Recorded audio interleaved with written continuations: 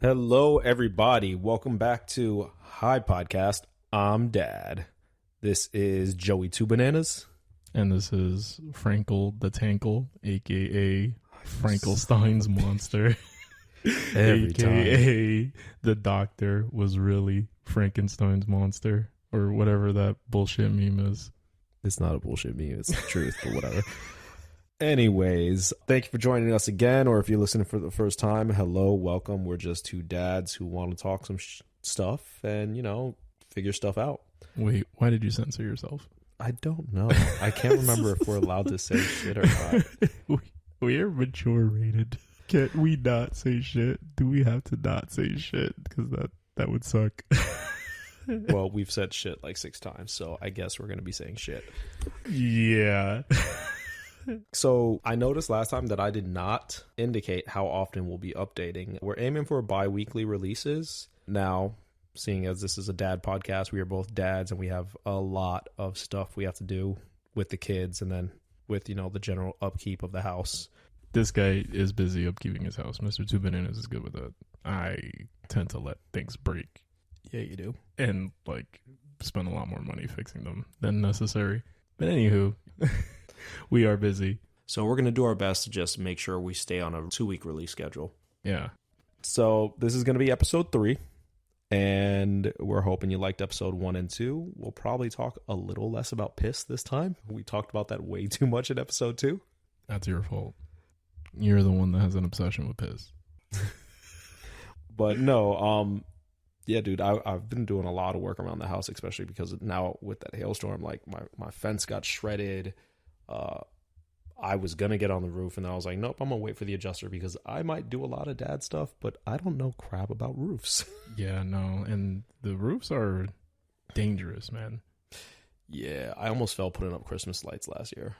Like, that's a deep fall too. Yeah. It's a 2-story house. It was I almost killed myself. No. The neighbor's like, are you okay? I was like, yeah, I think. If you remember, as backstory to this, me and Joey Two Bananas here have known each other for a long time, since high school. We had a high school teacher whose husband was paralyzed because he fell from a 2nd-story roof because she wanted to put something up there. He disagreed and he got paralyzed. Like straight up quadriplegic paralyzed. Yeah. Yeah, that runs through my mind. That and the one time that my dad like locked the keys in the house or something like that. And so at my old house, he had to, we got onto the deck, and then from the deck, he jumped on the railing onto like a little outcropping of one of the rooms, which is like a lower roof, so that he can get to the window in my bedroom. Stop. And like open that, and he slipped and fell off. No. Landed on his knee on the deck, on a wooden deck. His knee has never been the same. He's had problems with that knee since then, and I was like 7, 8, 9. So that runs through my head, and it's like all the stuff you do as a dad, like that you're like, I'm a dad, I got to do this. Well, yeah. We could get seriously injured. Yeah, and you know what kind of sucks is that it's kind of like our job to be the one that gets seriously injured doing that shit. Yeah, and what's weird is we enjoy it. You get like a little bit of happiness out of like doing that dad stuff. You know, we kind of touched on it last time, like, you know, the whole. What makes you a good dad? Is it the guy who tells the dad jokes or the guy who's out there, you know, grilling and clinks his tongs twice to make sure that he's grilling right and all that? Like, it's all that dad stuff we do. And a lot of it is like fixing stuff around the house. But I don't know. It makes me kind of happy when I'm doing it. Yeah, no, I'd agree with that. There are certain like weird, stupid kind of chores that we do that like spark a joy. Yeah. Like, so our birthdays were just recently, like, our birthdays are 1 day away. Joey Two Bananas over here. I'm actually older by a day. Fucking young motherfucker over there. This bastard over here always lording it over me. So after we did all our, like, celebrating and stuff like that on the actual birthday, I think it was Monday this year, I was like, what do you want to do? What do you want to do? I was like, I got stuff on the honey-do list that I got to finish. So I kind of want to do that. I'm going to sleep in. I slept in, and then I woke up. Mind you, this is my birthday. My wife's tired. I'm tired because we did a lot of stuff, family, friends, all that over the whole weekend. And you were recovering from that mid-30s hangover. Bro. But so like everybody's sleeping and it's my birthday, right? I should be the one getting breakfast in bed and all that. No, I get up and I go downstairs and I cook eggs and ham and pancakes for the girls. And then I made some for my wife too. And then I made some for my sister-in-law. And then I made coffee, gave everybody this. I gave the girls like whipped cream and all that and I do all that. And then everybody finishes eating by the time I can sit down and feed myself. And like in the back of my head, I'm like, it's your birthday. Aren't you supposed to be? I was like, no, it feels good. I'm the dad feeding the family kind of stuff, you know? And she's like, okay, well, you just did everything. What do you want to do next? I was like, I'm going to relax for a bit. And then I got to go to Lowe's. We're a Lowe's family. I mean, unless Home Depot wants to sponsor us. I have two. Like, I have Lowe's and Home Depot close enough that, like, sometimes I'll get frustrated with the cost at one of them, and then I'll run to the other one, see it's, like, pretty much the same, get pissed off, and just buy from whichever one is last. So, I actually, part of the reason why I like Lowe's is because at Home Depot, I feel like somebody's always coming to be like, hey, do you need help? What can I help you with? You got a project you're doing? At Lowe's, nobody bothers me like that. Unless I'm in the fan section. That's the only time somebody's ever like, hey, do you need me to tell you how much CPM that fan is? Like, I think that's what it's called. It's whatever the like measurement of cubic air pushed per minute. There's always somebody who asks me that. He's always like an older veteran or something like that. And they know it all. They're like, yo, this one pushes out like 1,000 CPM and it has a 4-blade setup. And I was like, okay. It's like, yeah, you know what? I'll come back here and I'll ask you for advice when I want a fucking wind tunnel in my house. That's cool. I almost bought like a 6-blade fan for the living room off a dude one time. He's like, this one pushes out like 1,200 and it's whisper quiet. I was like, it's whisper quiet. There's like 6 blades on it. She's like, it's already cold in the living room. Who cares if it's whisper quiet? But I was like, but baby, like, we don't want a loud. She was like, we don't want it at all. So I stay away from the fan section. But otherwise, they don't bother you. Yeah. So yeah, I was there for like 2 hours because I went there, and so it was 2 trips. I went there and I grabbed what I needed, and then I was like, oh, well, maybe I need some PVC pipes. Maybe I need this. So I just start wandering about and looking at, and I'm like, oh, I do need some of this Velcro tape, and I need some of this. And I was like, oh, I need wire splitters. So I'm just grabbing all this stuff. And I'm like, wait, I don't need all this for this project. But that's how you get lost, because you're like, oh, I can do all this dad stuff. I can do all these projects. So I go home, buy it. And what I needed was a light, because I was installing a light. And I go and I tear down the light that's in the ceiling. And I'm like, oh, there's a joist there. So now I got to go up in the attic. And I go up in the attic and I'm pushing aside all this stuff. I mean, this is my birthday. I'm sweating now in the attic. It's like 110 degrees in the attic. I got to use a flashlight because I killed the power to that area.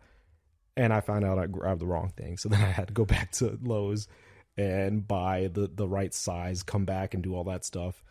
Altogether, it was like 4 hours of like being in the attic and installing stuff and testing stuff. And my wife's like, you're doing a lot. It's your birthday. Don't you want to relax? I was like, yo, this makes me happy. All on your birthday.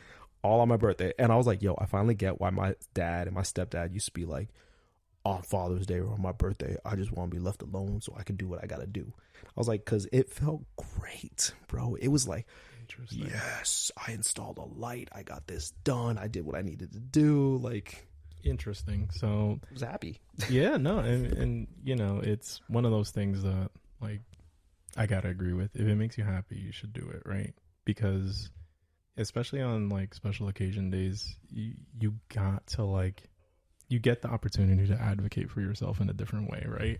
Where it's like, usually you can't say, hey, listen, I'm going to sit here and I'm going to do this stuff. No, you can't. And I'm going to do this because I want to do it. It's normally, it's like, hey, listen, the family has to go do this. Hey, listen, we all together have to do that. And it kind of sucks that it works that way, but it really does, right? So I can see that you would get all that stuff done on your birthday. I'm the opposite, though, bro. Like,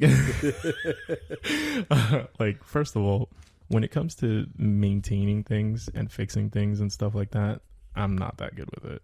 Like, I'll be 100% clear. Who do you get to fix all that stuff in your house then? No, it just stays broken. I have a broken toilet seat top. Dude, it's still broken? It's still broken. That was like a year and a half ago I was at your house and it was broken. No, that was not a year and a half ago. That was like... That was a year ago. A year ago. Oh. 6 months less. Yeah. And part of it is because I don't like people fixing stuff for me, but I also don't like... I do stuff on my time, like when I feel like it. So, but then stuff doesn't get fixed. Yeah, I know. See, I hate that, bro. I hate that. And like, I'm gonna throw my dad under the bus a little like that. But my dad used to do that kind of stuff. Like, he was always like, "Yo, gung ho, I got a project to do," and then he'd rip out like half the wall in the bathroom, and then like, "Oh, I don't have the part of it," and then never fix it. No, I'd have. There was a good 2 years in the house that I grew up in. The bedroom I was in, myself and my brother, was adjoining to the bathroom, but there wasn't a door between the bathroom and it was just a wall. And he tore out that wall for some reason. I don't know why. He tore out like a hole in that wall, and I don't know if it was because there was a leak in the wall or maybe he was going to put a door. I don't know. But then he never closed it. So anytime anybody used that upstairs bathroom, I had to open my bedroom door because it was just perfectly sized to cover the hole in the bathroom. No way. But it didn't stop the smell. Get out of here. And I'm like thinking about it now. I'm like, what? And then that same bathroom, I think it must have been a leak because there was a claw foot tub, like one of those old school tubs in that bathroom too. And now that I'm thinking about it, I remember after a few years, we never used that tub again. And then there was a giant hole underneath it. I guess he must have like cut into the floor, the subfloor, to try to fix a pipe and then just left it. So there was always a hole with the tub precariously like placed over it. And it was never fixed. Oh, man. No, so yeah. It must have been a leak because the holes everywhere. Jeez. No, I guess I could see why you would have such a thing about getting things fixed right away. Like, yeah. Why'd you have such a boner for it? It makes sense because you grew up with that. Because I grew up being able to see somebody take a shit. Yeah, that would traumatize anybody. Actually, and I think for a while that toilet didn't flush either. And so I remember my brother accidentally took a piss in there. And then it was just stale pee smell in that bathroom for remember there was a hole in the wall. So I can't do that, bro. No. I got to fix everything. Oh, I can't deal with that. See, I guess for me, though, damn it, you're right. I talked about pee again. You can't stop. You can't stop, won't stop. It's a curse. Can't stop, won't stop. Rockefeller Records. Oh, we're dating ourselves again.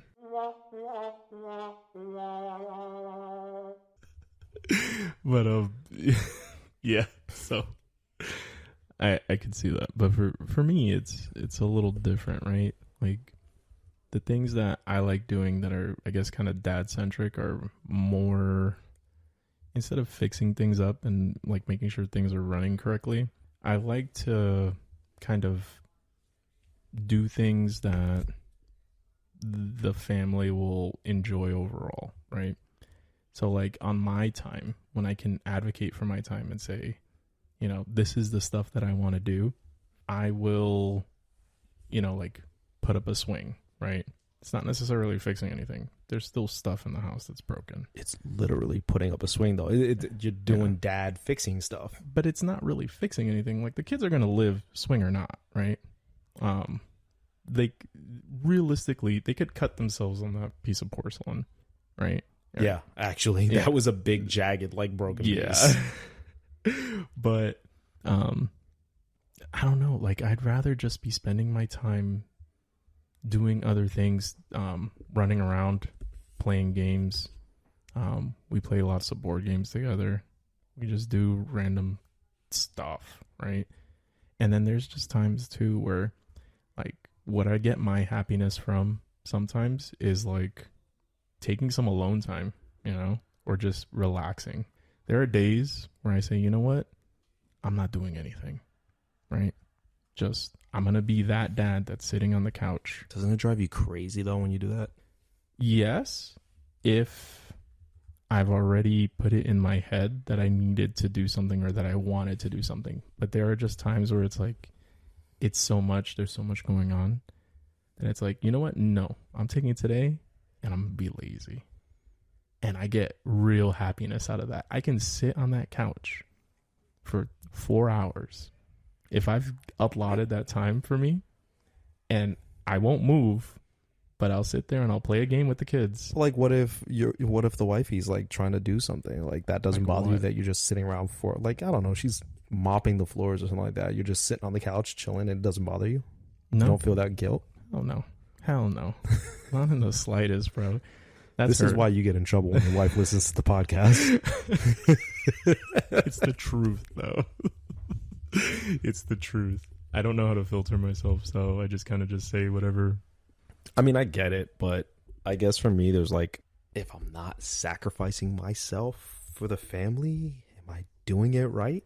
And then I think maybe I'm like incepting it into myself that then my happiness is when I'm self-sacrificing for the family and doing all this stuff and not letting myself sit down and breathe. But you know what? I think a lot of us do that. Like, I think I think it's a natural thing for guys in our position. We need that like Inception, wom wom wom, like sound effect for this part right now. Yeah. Because we tell ourselves that, right? It's real easy to get into that swing of things like, this is my purpose. This is what I do.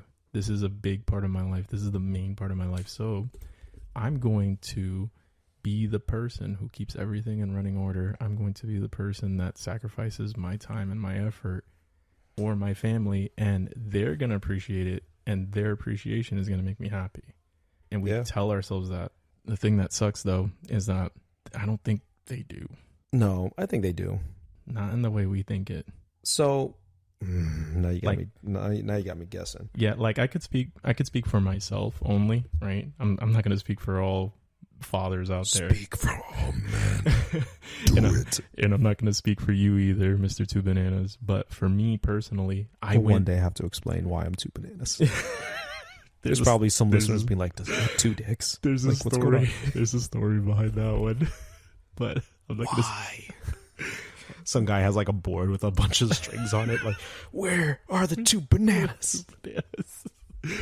But yeah, you know, and I kind of like this about us because we have a lot of places where we intersect and we understand each other. But then there's a lot of spaces where we kind of like disagree. You know, you were saying that like you like that we have a lot of points that we agree on and some that we don't, like how I feel like I got to self-sacrifice and you're like, yo, fuck that bullshit. Yeah, no, I am definitely on the fuck that bullshit train because the self-sacrificing stuff and kind of tricking yourself, it's your happiness. It's a bad cycle in my opinion, right? So for me personally, I went through that phase. I thought that if I did everything I could, you know, I'm only speaking to my experiences, right? Like, I'm pretty sure there's going to be some old ass dads that'll tell you kind of something similar. We should get old dads on here. Oh, God. Like, our dad's age. No, man. I just talked to my dad recently for my birthday. I could not get that guy off the phone. I could not stop him from rambling. And I'm like, no, my future. This is going to be me. Stop. No. See episode 2 for reference. But it totally holds up.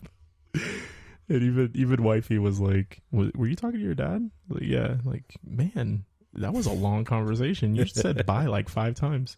Anywho. Yeah, I don't like the idea that we always feel like we have to sacrifice ourselves. And you know what kind of sucks about that is I feel like it's almost like the default setting. Like, 100% it is. And not just in like sacrificing your time or your happiness. Like, I saw something the other day. It was basically a dude on the street interviewing a bunch of people, and he went up to a bunch of and wives on the street like, hey, if one of you's had to die for your child to live, who should die? And invariably every single woman said him. The child needs me. Why should I die? He needs to die. You know, if it's me or him for the child to live, he needs to die. And when they went to the men, every single man said, I'll die. Let her live, for, you know, right, to protect the kid. And, you know, I'll be the one to pass.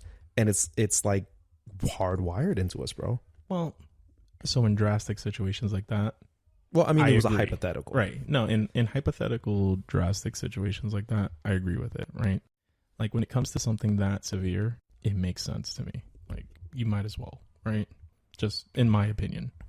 I mean, I know there's an evolutionary biology reason why we think that, but in today's day and age, the fact that you're saying that is literally just a leftover hardwired from the drive, because there's no reason why. Well, in your specific case, maybe since you're the breadwinner, but in most situations, there's no specific reason why if you're not having any more kids and they're not like babies, one parent would be worse than the other to keep alive. Well, so what I'm thinking is there could be one, there could be other. And in today's society, there's not a whole lot of difference between what men and women can do. Whatever. They can't pee standing up as well as, oh my God, I keep going back to pee.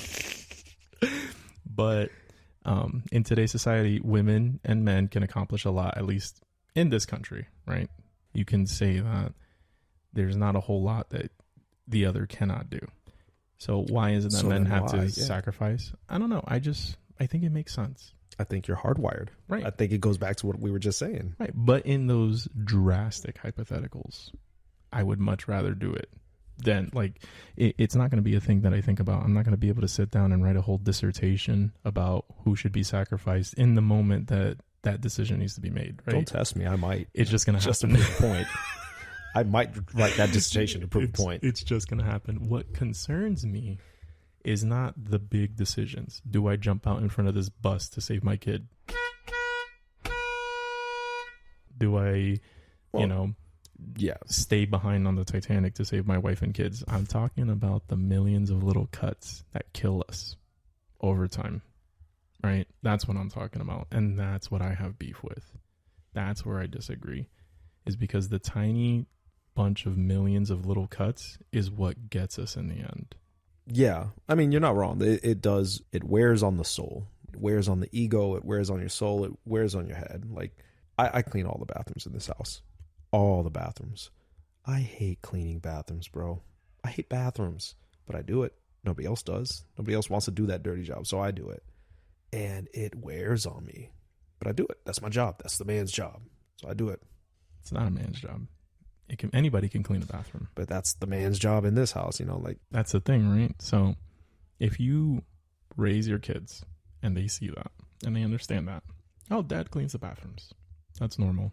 They're going to expect that to be normal, and that's going to stay. And you're going to spend the next 50 years cleaning bathrooms because you have decided that sacrifice is your happiness. But is it really?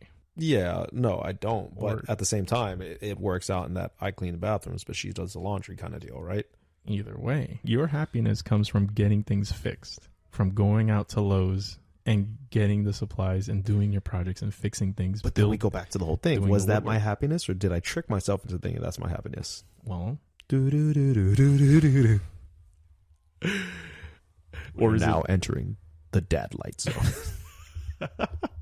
Or is it some weird like trauma holdover where you feel like you got to fix everything because no, I can't leave a hole in that wall. Daddy always left holes in the walls. I can see the pee. Like joking about this now and talking about it, I realize how weird that was. That's a giant hole in my wall. That's kind of fucked up. Not gonna lie. Actually, that same bedroom, he was doing some rewiring or something like that and left the outlet, the cover off of the plug that was right by my bed. And I turned over in my sleep and my knee hit it. And I guess there must have been an exposed wire. It shocked the hell out of me. Like, woke me the hell up. Sparks flew, landed on my Ninja Turtles blanket. The blanket caught fire. Oh, no. I had to put it out, but it was like a baseball-sized hole in the blanket. Poor Donatello was scorched. No. Oh, man. But And when I told him, he was just like, I told you not to touch that. See, my stepdad, who I lived with, was not really a handy type guy. He was more of a cleaning type guy.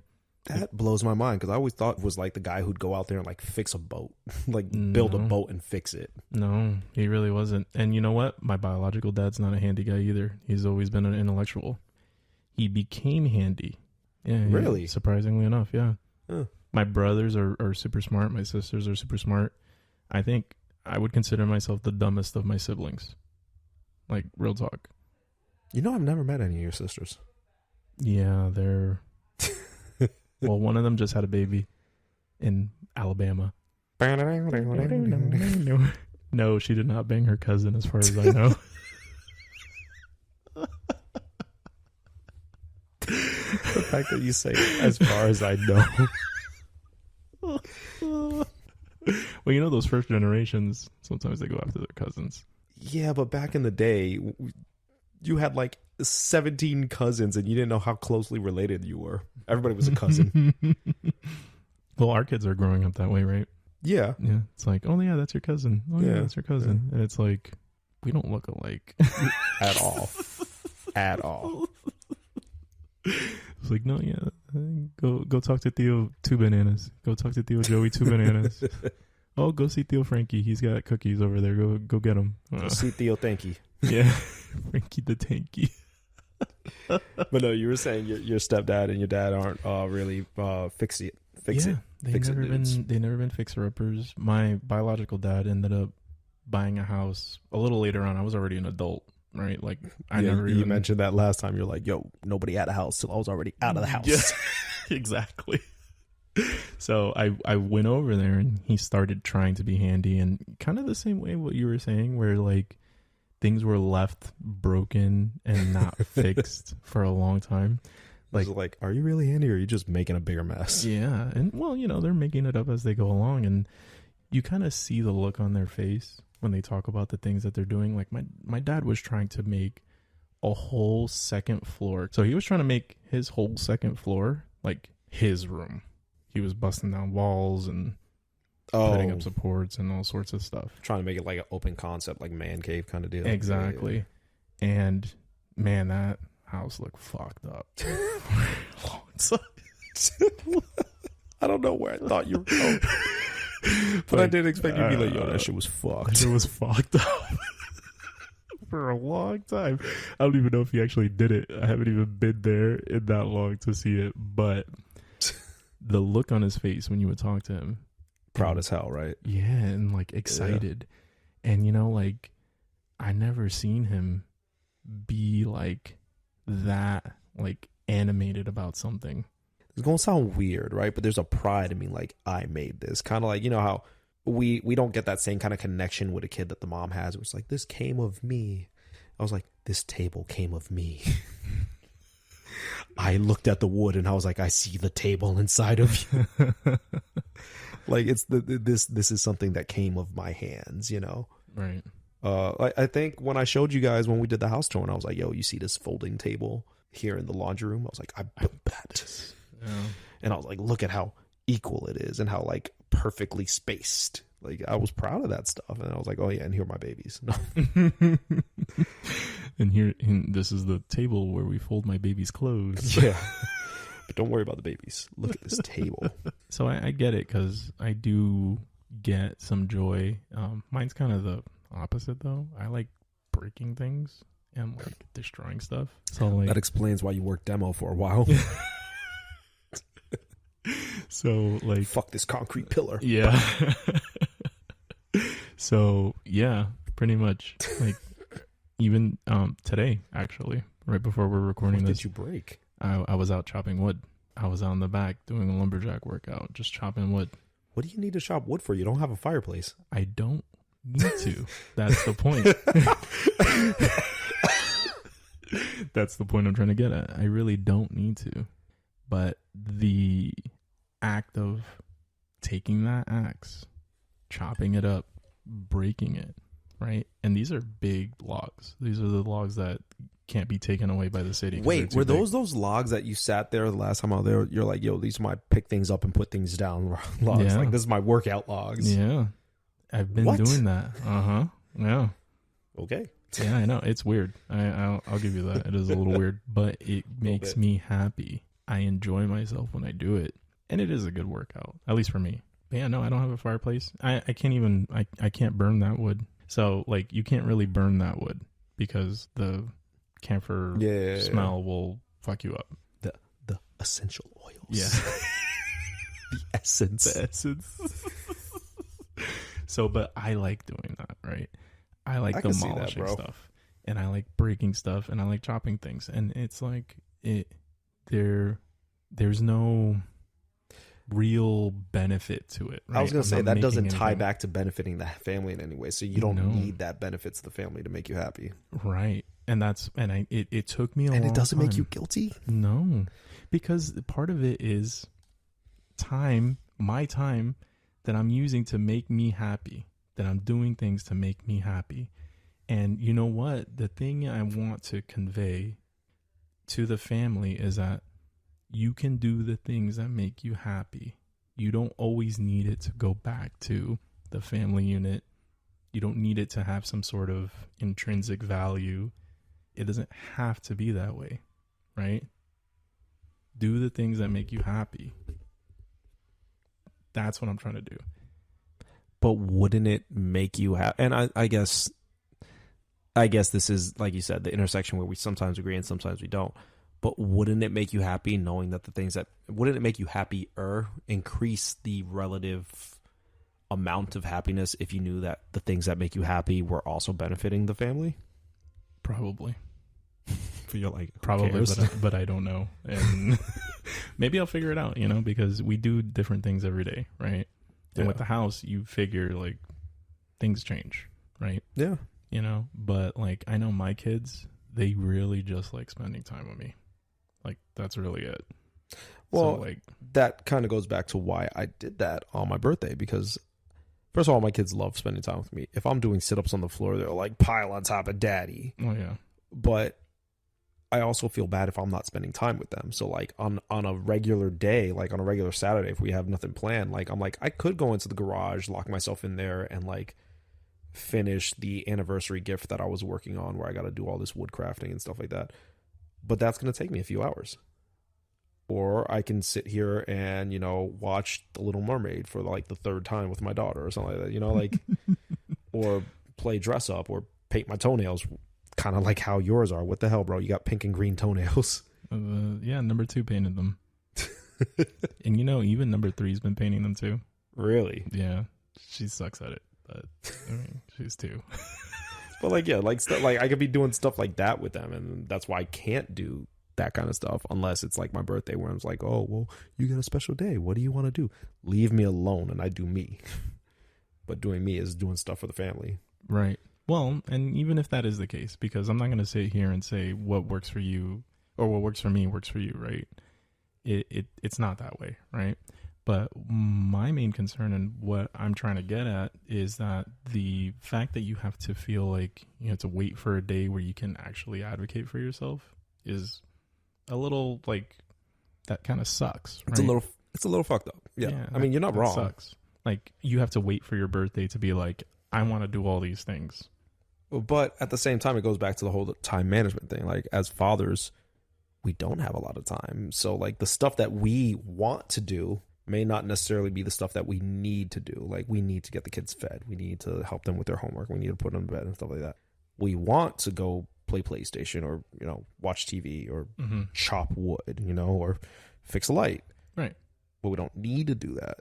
And we're so limited on time that we can't put it all in. Right. But what I'm saying is, and I feel like I'm saying but a lot. I agree with what you're saying. No, you can say but all you want. Butts are nice. They're thick. I love me some thick butts. like thick, cheesecake. Like Cheesecake Factory napkins. As an aside, we've mentioned Cheesecake Factory napkins before, and I might have cut most of it out previously because I realized the first time we brought that up was in our unaired 20-minute test session. But anyways, back to you saying but a lot. Yeah, I don't really want it. I don't want you to think that I'm like full on disagreeing with you. You've hurt here my feelings. Because I thought we were best friends and now you're disagreeing with me. How can I go on? How will my heart go on?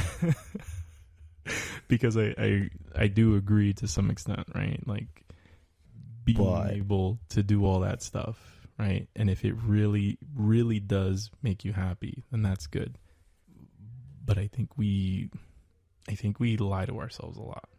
I think there's a point where we're taking on that responsibility and we're saying like, all this is good for the family, so it's a good thing that I did this. You got to shave off some of that time for yourself, right? And make it so that you can do the things that make you happy, because your kids are going to pick up on that. They're going to see that, and they're going to know that, like, okay, dad does things that makes him happy. Dad can pursue things that makes him happy. I can do the same thing, right? Because I feel like when we promote this unit mentality, right? I'm doing everything for the family unit. I'm doing everything for the family unit. Then it puts pressure on them to do everything for the family unit too, because they learned that. It's not a bad thing though. I mean, we're both Hispanic. That's collectivist culture 101. Like that's how our cultures were raised. Like, you know, you got to do everything for the family. You need a tribe to raise a kid, kind of deal. Right, but is it really something that we should continue doing? Yes. No. I don't know. I ain't got no answers. Yeah, we don't have answers. We've got full disclosure was what we were saying. Full disclosure. We ain't got no answers. We got no answer. What commercial did it used to be? Like, you got questions, we got answers. You got questions? Fuck if I know. Bro, you're dating us again. You keep saying commercials. They're ads. You Philistine. But anyway, yes. I mean, like, because really, right, we've got a very individualized culture in the U.S. here. And yes, it's true. No, you're right, because it used to be very collectivistic, and then it became nuclear family oriented, and now we're even breaking away from that, and it's all like do what makes you happy. Right. So with that idea of do what makes you happy, right, are we doing our kids a disservice by sacrificing ourselves so much and kind of falling into this pseudo happiness and teaching them like, hey, listen, you got to do everything for the family. You got to do this stuff for the family. I don't know, because I feel like, I don't know if we're doing them a disservice, because there's nothing wrong with wanting to do something for the unit, for the group, right? It's been successful and it's helped us out for so long. And that's kind of what keeps our cultures alive. Like, that's why we have these huge parties where you have like 8 cousins and everybody's close still, because we have that whole unit, that group cohesiveness, that mentality. So I don't think there's anything wrong with that. We want them to be happy and do their own thing. But at the same time, like, if we're all selfish and we're all only caring about ourselves and our own happiness and, not taking the needs of the family unit into account and just taking our own wants into account, then it's not a family. Right. Okay. Yes. And I will agree with you there. And so I don't mean it in the sense of it's all got to be individualistic, because that sucks, right? What I mean is that the balance has to be there, where you have to shave off enough time to be an individual and at the same time sacrifice some for the family. And maybe you could get some more happiness there and teach your kids that there is happiness to be had by doing the balancing act. I see where you're coming from. But I think there might be people out there, and I'm not saying this is me, because I will admit that sometimes I don't want to be out there in 90-degree weather, 95-degree weather, mowing the freaking lawn. I hate that, bro. And I hate that I put so much of my manhood on how green my grass is. Really? You don't like mowing the lawn? No, I can't stand it, bro. You would have fooled me, man. I thought you did like it. I like it. You know why I don't like doing it? Why? Because I wear jeans. So there's a real simple solution, right? How long have you known me? Have you ever seen me not wear jeans? I know that. I know you don't wear pants. I know all you wear is jeans. No, I wear pants. I know that. I understand that. So, dude, I'm out there mowing the lawn wearing blue jeans. So you can't make an exception? No. The only exception is when I'm playing in water, so like a water slide or the pool. Other than that, it's jeans. What's wrong with your calves, man? I don't know. I don't wear... I'm a never nude. I'm a never nude. Oh, God. Oh. But, yeah, so, like, I hate doing that. But, I got to do it. It's something I got to do, though, for the family. If I don't do it, it's not getting done. Mm-hmm. Right? I don't know. All right. So we got a little off topic there and we took a quick break. Essentially, we want to talk about happiness this time around, and we ended up trying to tie in a bunch of other stuff. And I felt like personally we went a little afield there. Wait, what word did you just use? We went a little afield. We went far afield. All right. People don't talk like that, though. I talk like that. I'm a well-read motherfucker. Fuck you. No, but you're right. You're right. Emphasis. The wrong syllable. Yeah. So, I mean, essentially what we were trying to go back to, all of this was supposed to be about happiness, right? And like, I get my happiness from my children first and foremost, right? Doing all those fatherly things makes me happy. You know, I feel like I need to do them and I want to do them. I want to go out there and go to Lowe's and get this stuff and build stuff for the kids. I basically replaced one of the drop down lights, those wafer lights, but I wanted that playroom to be more lit up, and the lights that came in this house just weren't bright enough. So I ended up putting up LED lights along the wall. The additional light in there, now it's nice and bright, but now they can play with it. My daughter loves playing with those colors, so now she changes. She's like, red lights and blue lights, and daddy, it's so pretty, you know? So like, it made me happy that it made them happy, and so I did all that. It was a pain in the butt, but I liked it. Could I be sacrificing some of my happiness? Probably. Yeah, like, if it was up to me and I didn't have to worry about my kids, dude, I'd probably be like hanging with the boys, drinking or playing PlayStation, or just like chilling on the couch with my wife, right? Like, that stuff brings me happiness, but I don't do that because I got my fatherly duties. I got to do my father stuff, you know? So yeah, no, I get where you're coming from, and there are certain things that I do too. I don't want you to believe like I'm some sort of heartless monster that just does whatever the fuck he wants. You're Mumra. The ever Mumra, the ever jizzing.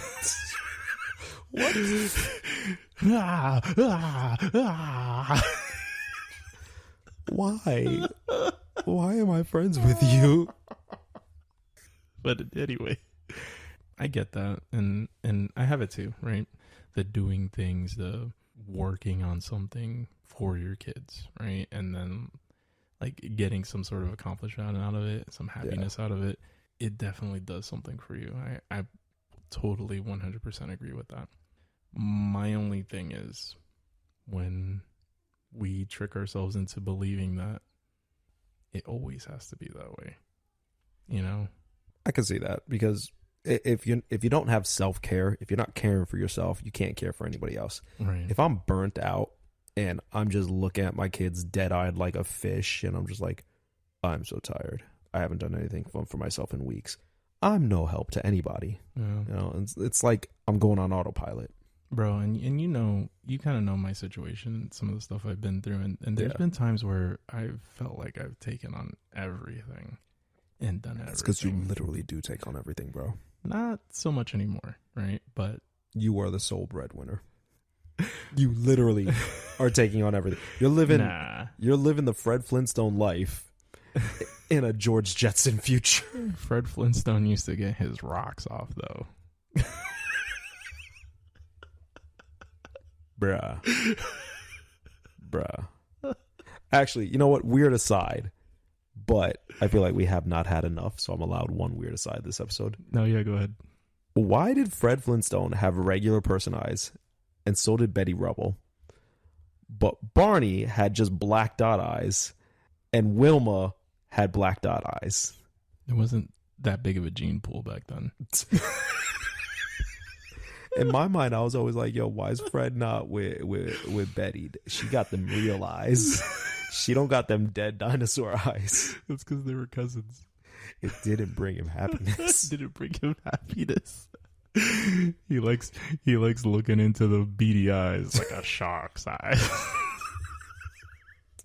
That little bit of danger from the beady eyes, it brought him happiness. You know, maybe when she looks up, you know, when she's down there and she looks up at him with those beady ass shark eyes, maybe it does something for him. It's the danger. It's that instinctual danger of this is a creature of the deep. Oh my god, that was my aside. Fred Flintstone with the wrong woman. Terrible aside. Anyway.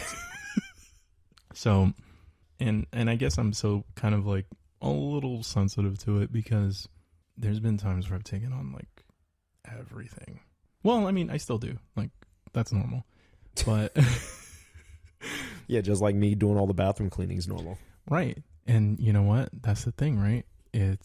I tricked myself into believing like this is what I should be doing. This is going to bring me happiness. You dad-cepted yourself. I dad-cepted myself. I legit.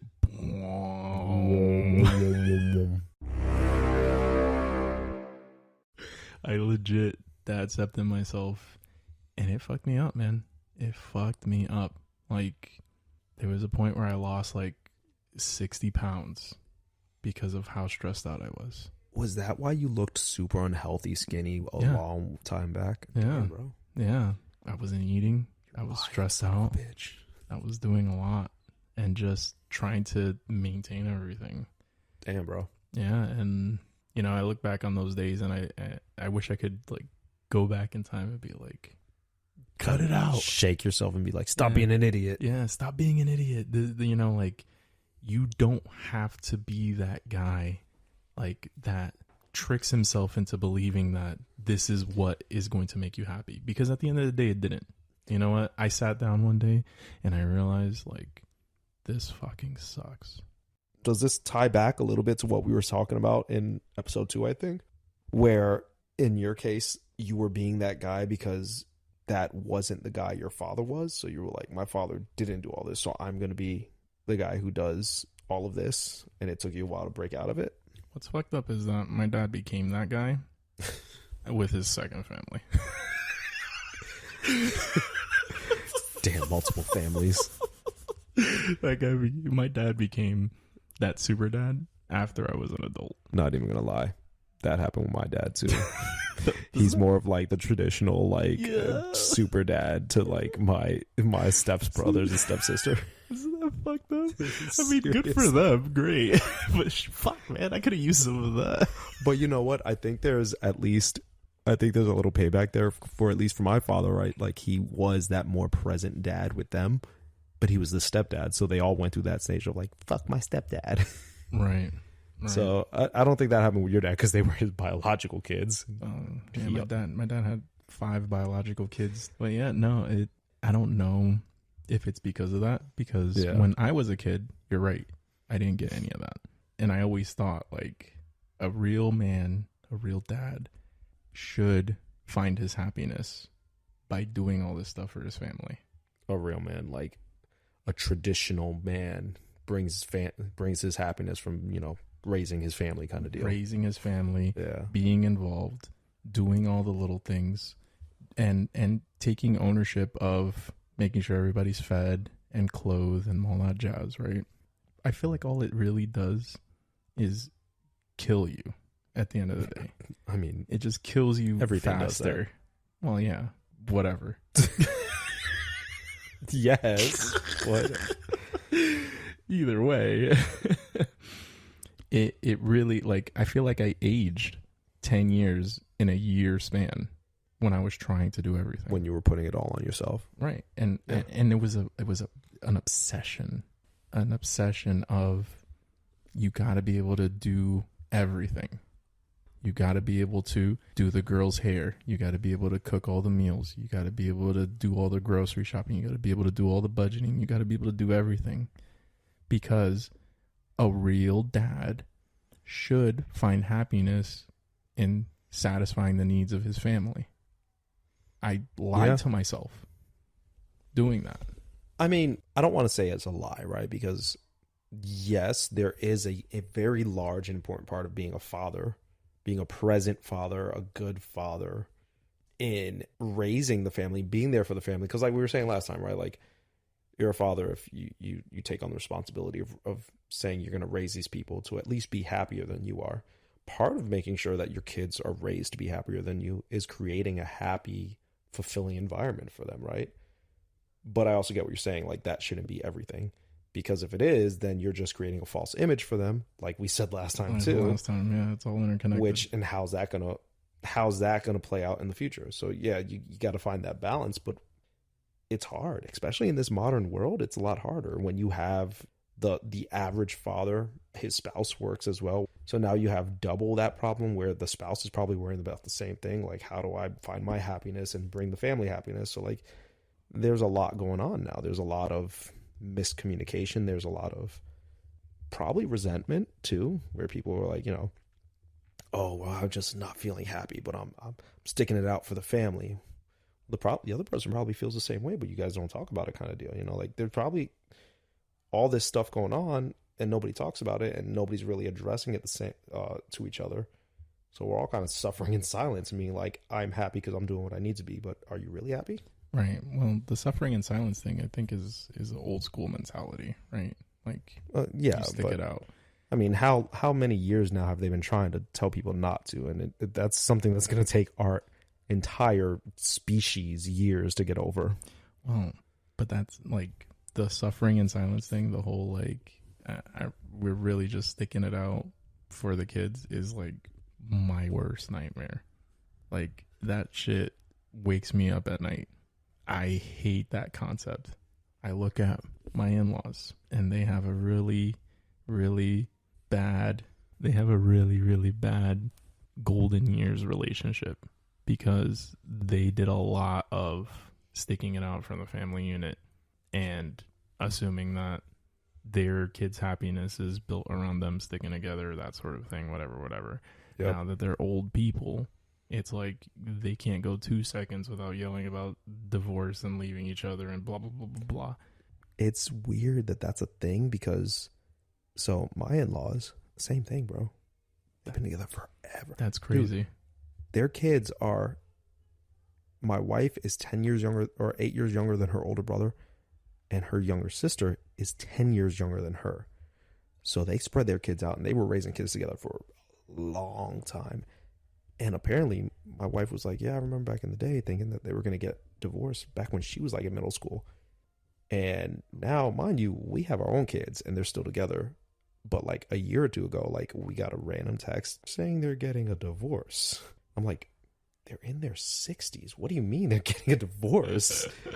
Like, what's going on? Yeah. I mean, they ended up talking it out and not doing it, but it's like, at this point, they live separate lives, but they did that staying together for the families thing for so long. It was like, is nobody happy? Like, so you've been together this long and you guys just not happy, miserable? Yeah. And I'm not speaking for them. Maybe they're happy now. I don't know. But just based on what I saw, like, and my grandparents were like that too. Mm-hmm. My grandparents were like that.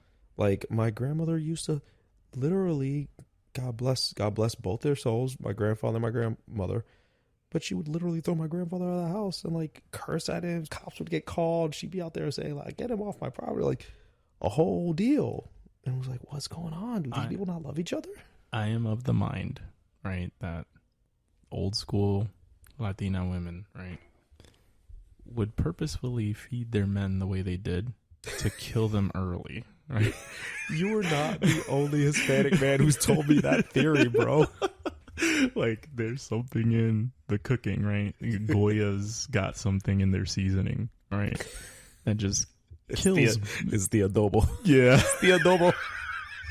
It's the adobo in the sazon. Something in the sofrito. I don't know, right? It's just, it kills the men off earlier. It's weird, bro, because you're not the only guy who's told me that.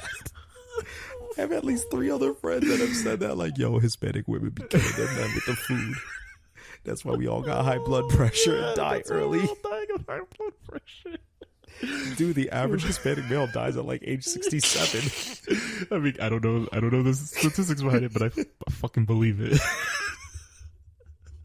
They're killing us. I mean, my grandfather on my mom's side died at 63, right? And my grandmother lived to 92.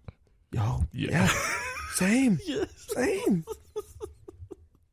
It's the sofrito. It's the sofrito, man. I don't know, but like, so yeah, there is that, like, I'm sorry, bro. I'm not gonna let you move on because I was just thinking about it. They don't cook the same way afterwards. They start cooking healthy. They start cooking way healthy afterwards. Yeah, once it's them by themselves, it's like, oh no, I got into this day. I eat only the white meat chicken and just a little salt and pepper because the doctor said I got high blood pressure, so I'm gonna take care of myself. I was like, yo, what happened with the rice and beans? Why couldn't you do that before? That you cooked with that giant can of lard. What happened to that? That's so true. My grandmother used to have a giant can of Crisco, like the lard, not oil, just white pig fat. That is so true, dude. You know what? Like, I'm thinking about it. It's like, as a kid, right, you're thinking, oh, because now it doesn't taste as good, right? And old school Spanish men are always complaining about, like, oh, it has to taste the way you always make it, blah, blah, blah, whatever. Yeah. But then it's like, it's a trap at the same time. Like, I wonder if there's like some old, like, finishing school somewhere in those, like, first world, like, or the old countries. Where it's out somewhere like, in the freaking montañas. Yeah. All the women go to the shack, they learn the techniques, and it's like, okay, that's how you cook for the first 50 years of your life. It's the bruja school. That's why my grandmother had that little witch sign on the wall. The kitchen witch. I don't know if you're in a better position than I am, but like it could happen to either one of us. No, I'm good. The wife, she be cooking. She grabs like these healthy recipes because she's having to teach herself how to cook, so she got to eat it too. Those air fried grilled cheeses are good for your cholesterol. Air fried cold. But bro, like, you're so not wrong now that I'm thinking about it, man. Like, but you know what? It brings them happiness because they'll be like, you gotta cook it. I don't like anybody else arroz con gandules but yours. You know, like it has to be the way their wives cook it, right? And they're slowly poisoning them with the freaking cooking. Dude, it's true. Have you ever seen how much oil is on like a Puerto Rican's pastel when they cook like the pastel? Like when you open that wrapper and get that like. Basically. Oh yeah, and the grease and all that grease. It's like the red anejo seed and the grease, and it's like dripping off. And I'm like, yo, this is delicious. Yeah, but that's what makes it good. It's basically boiled and deep fried in its own grease, man. That's like a heart clogging. That's why we all die so early. But we love it. It brings us happiness to eat their heart killing foods. Exactly. Right. Okay. Sorry, I got off topic, bro. Yeah, we're way off topic. I don't even remember what I was trying to say. Happiness. No, you were saying the poisoning. Oh, yeah, because they couldn't stand being with each other for too long, right? Yeah. Because they sacrificed so much and they decided to be together for the family unit. Society tells me I can't divorce him, but I'll kill him with this food. Because that's the right and honorable way of doing things, right? Yeah. Right? Yeah. But either way, I see some of these older people that have not killed each other off yet, right? And I see how they interact with each other. And his arteries ain't clogged enough yet. And it scares the crap out of me. I tell wifey, like, listen, if that's going to be us, let's deal with this shit right now. Because I don't want to deal with that as an old man. But you know what, bro? And this is coming from talking to you and talking to our other friends. It's us, the men, that are willing to be like, hey, we got problems. Let's go to a therapist. Let's go talk. Let's figure it out. Like, I'm unhappy about this. You're unhappy about this. Let's talk it out. The wives don't want to do it. Yeah, that's true. Like, and not even trying to throw shade, because maybe you don't want to drop your baggage, but they don't want to do it. We're the ones that are like, yo, let's put it all out on the table and figure it out. Maybe it's because we don't want to get poisoned. Maybe we know what's coming. No, right. Well, my personal opinion on this is that how often are you the one to apologize first? I apologize for everything. There you go. Even if, let's say, hypothetically, my wife punched me in the face, I'd come back 10 minutes, I'd be like, yo, baby, I'm sorry. I'm sorry that, like, I said something to make you punch me. Well, there you go. Right. So if you go to a therapist, then it's level playing ground.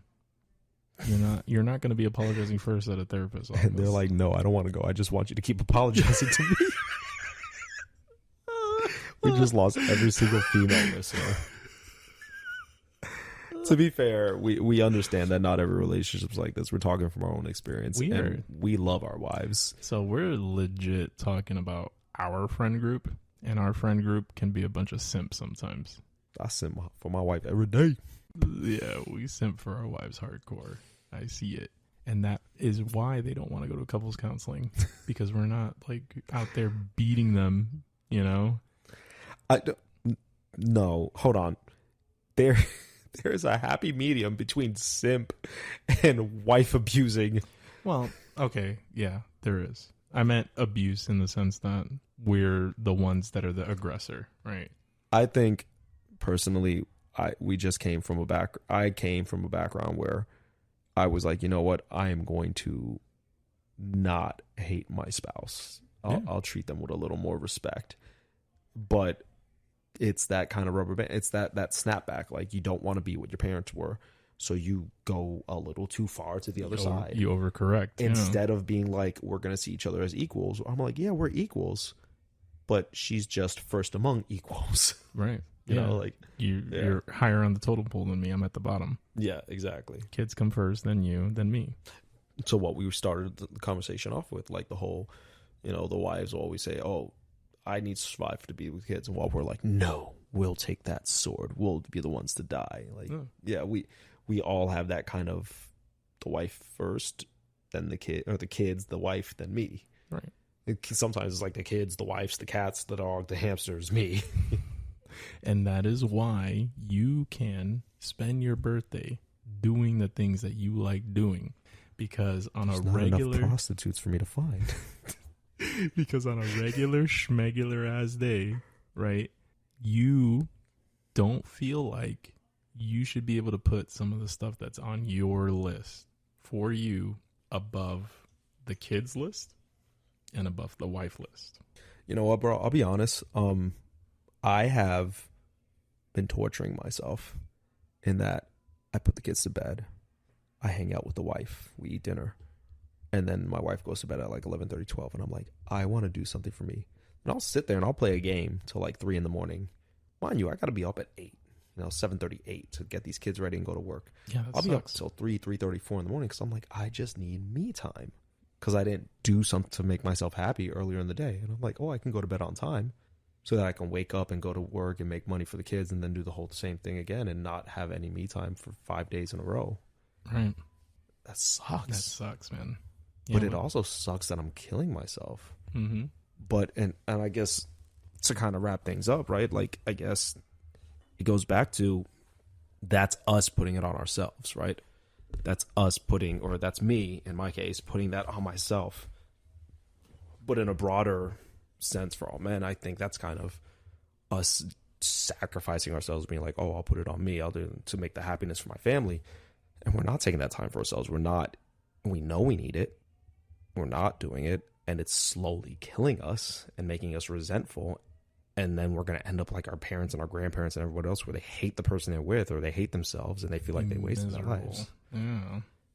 Because we're not taking that time for ourselves, because we think we need to. That our happiness should come from that self-sacrifice of being like, oh, I'm the dad. The dad doesn't matter. The kids matter. And the kids need the mom. But there's no difference between the mom and the dad once you get to a certain point. Like, once the kids are off the breast and they don't, they're at an age where both parents are equally needed. It's 2023. Yeah, like, there shouldn't be a reason why we shouldn't care for ourselves, because self-care is very important, dude. Like, there are so many men. We have the highest suicide rate in the country is men. We suffer in silence. And this isn't to get like sexist about anything else, because women have their own problems, but our problems stem from the fact that we don't take care of ourselves so that we can take care of others. Right. Almost to the effect that I think this whole movement amongst some men now, where they're putting themselves first, is a reaction to that. But then I feel like some more traditional guys overreact to that and like, oh, those guys they're not real men and they're not this and that, because it so challenges our understanding that we've been bred into. Like, no, I have to self-sacrifice. When there's a happy medium, you don't need to be an Andrew Tate, but you don't also need to be like the dad from Seventh Heaven, like there's a happy medium. That fucking asshole. Which one? They're both assholes. No, the dad from Seventh Heaven. Like, he was kind of a dick in the show. Yeah, but he was so like, I'm a dad. Like, yeah, I don't know. He set a bad example. So many women that are in our wives' age group watched Seventh Heaven and probably saw him and was like, oh, that's a man. That's a dad. You know what? It's messed up. It's like the only representation now is like the dad from Seventh Heaven, right? Or Al Bundy. Where's the middle ground? There's no middle ground. You're either Al Bundy with his No Ma'am Club, or the freaking preacher father from Seventh Heaven, or like whatever the Brady's dad's name was. You know, Brady like Bunch dad. Where's the representation of just the middle of the road dad? Because it wasn't freaking George Lopez. No, God, no. It wasn't Ray freaking Romano. Will you allow me to go off on a tangent for just a couple minutes? I know you're wrapping up. Go ahead.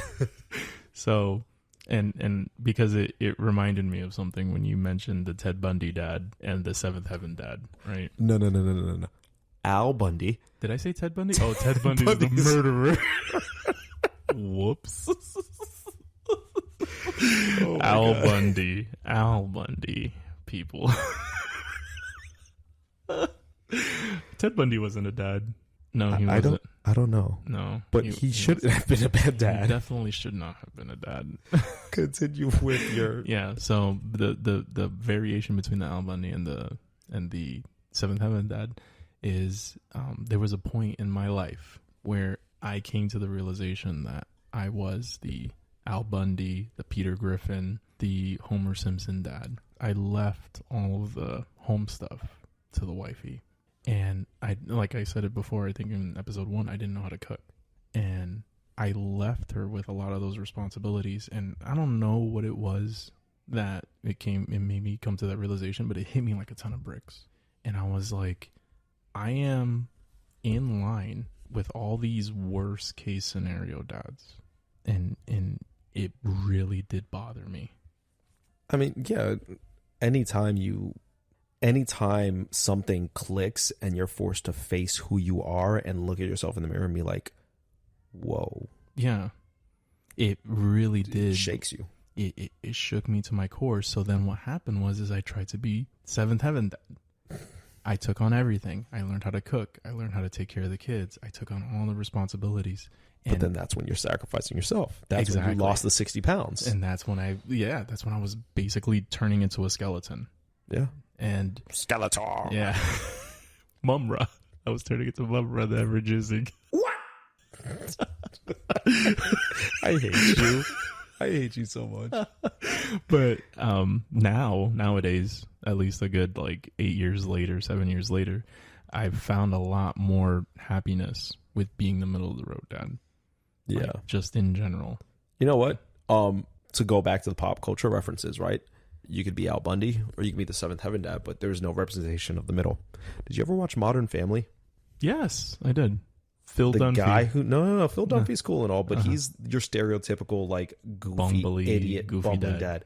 Al Bundy, that actor, redeemed himself and became the middle of the road father because he hated his ex-wife. Yep. They stood together for the kids. Yep. He finally realized he wasn't happy, left her once they were grown up because he did that traditional male thing, left her, and then started a more fulfilling relationship and raised the second child, the third child, even better, the third and fourth child, because he realized he needed to find that balance. Right. And he wasn't a perfect dad. He still had issues and episodes where he was trying to struggle to accept his, he accepted his son was gay, but now he had to accept that, his son was getting married and all that stuff. Right. He wasn't a perfect dad, but he was a dad who understood he needed to find happiness within himself and not sacrifice himself. And so that's why it all worked. That's why he had, the delicious second wife. What's her name? Sofia Vergara. Sofia Vergara. Yeah. With his hot Colombian wife and his crazy Colombian wife. But that it's kind of almost a redemption story. You went from Al Bundy to now you're the dad who realized you were miserable. Your kids didn't like you back in the day. So now you're like, you know what? I'm going to be better. I'm going to do better. I need to find my better self. And basically by becoming a dad who lived to find some of his own happiness, it worked better. So maybe that should be the model. But instead we do it before the first divorce. Well, yeah, and then that's the fucked up part, right? Because weren't you just saying that about your dad? Wasn't I just saying that about my dad? That it wasn't until the second time around. Yeah. So maybe we do that, but don't wait learn till the first failure. Yeah. Maybe we learn. Maybe we could be the what was his name in Modern Family? I can't remember. Jay. It was Jay Garrett. Jay Pritchett. Yeah. Maybe we be the Jay Pritchett. Be the Jay Pritchett, but find your happiness in your first marriage or your second, third, whatever. I don't judge wherever you're at, whatever. But find it earlier in life. Don't wait, Don't be the Al Bundy who's complaining about his wife but stays with her, and don't be the seventh heaven dad who literally burns yourself out trying to be the perfect dad. Just realize that you deserve to be happy.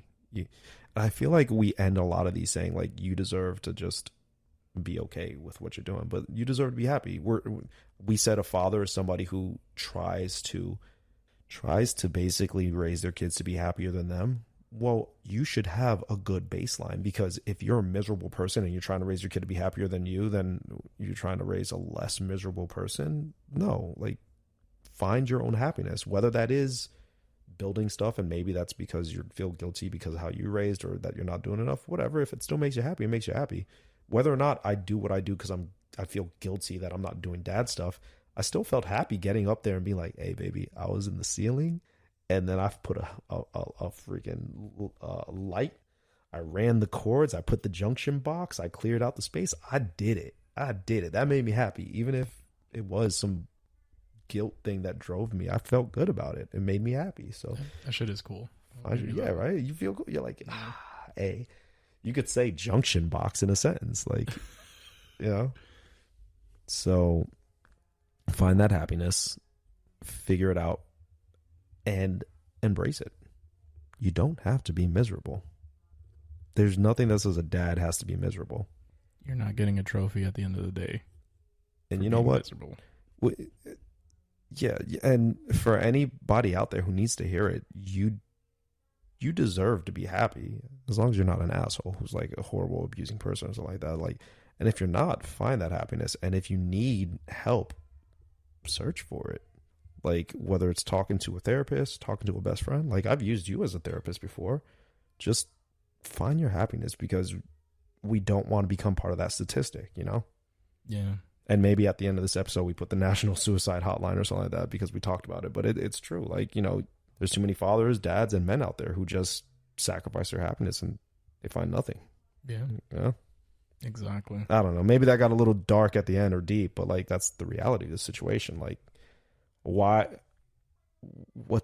You get to a point where you're like, what's the point if there's no happiness, if you're not finding it? And that's why it's important to raise your kids to find more happiness than you, but you need to find happiness too. Yeah, you lead by example, right? You Exactly.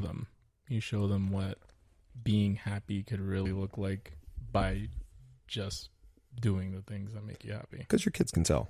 Oh yeah. Your kids and your wife can tell. Like, you ever seen the movie Click? The Adam Sandler movie where he has the remote that freezes time and all of that? No. But essentially, I'm not going to give any spoilers. I think every dad, every son should watch that movie at some point in their lives. It really changes you. But essentially, it's a magical remote, and at one point he can press fast forward. And when he fast forwards it, he goes on autopilot. And he's not happy when he's on autopilot. His body's just working without thinking about this, that, or being happy. So like, his kids hate him. His family separates from him, and his wife leaves him and stuff like that because he doesn't seem happy. He's a man who's being successful and doing this and that, but he's working on autopilot, so he's not a happy individual. Everybody around you can tell that, and they're going to grow to resent you. And when you realize everybody's grown to resent you, you start to resent yourself. So find that happiness and then pass that happiness on to your kids. Yeah. I mean, that's all I'm saying. That's all you can really do, right? Because you can't force them to be happier than you. You better be happy. I'm going to beat your ass. What do you have to be sad about? I give you everything. Yeah. I give you food. I give you clothes. I give you toys. There's only 2 holes in this shirt. Be happy. Yeah, there's no way. You just gotta lead by example. Really. Yeah. For sure. But I feel like we're going a little long on this one. I wanna apologize once again for not finding ourselves earlier in the episode. Stop apologizing. I am apologious. Stop it. I apologize. Stop it. I am the Heracles of apologizing. You are showing weakness unbefitting of being Heracles. I find my happiness in apologizing. But we're still experimenting with this format, and we promise to our listeners, whether there's any of you out there, that we're gonna keep at it till we find our happy medium. I ain't promising shit. You dick. Well, this has been Hi Podcast. I'm Dad with Joey Two Bananas and Frankle the Tankle the Spankle son of a bitch Spackle. And stuff. We're probably going to go out and find some of our own happiness, but we'll see you again, hopefully, or hear you, or you'll hear us next time, because we enjoy doing this. Bye, everybody. Hello, everybody. This is Joey Two Bananas, and just wanted to add this little bit at the end here. We got a little deep at the end of that last episode talking about some mental health kind of issues, very lightly touched on it. And I did mention that we wanted to throw in the National Mental Health Crisis Hotline if needed, because if anybody's ever going through a crisis or having any kind of feelings where they need to talk it out, it's always better to go ahead and go through with that than to try and sit there and handle things on your own. So if anybody ever needs this, and we hope nobody listening ever does, but it's out there for you, 988 is the new number. You can now dial it the same way you would dial 911. It's a 3-digit number. But for those of you who want to use the 10-digit number still, that's going to be 1-800-273-8255. All right. Thank you, everybody.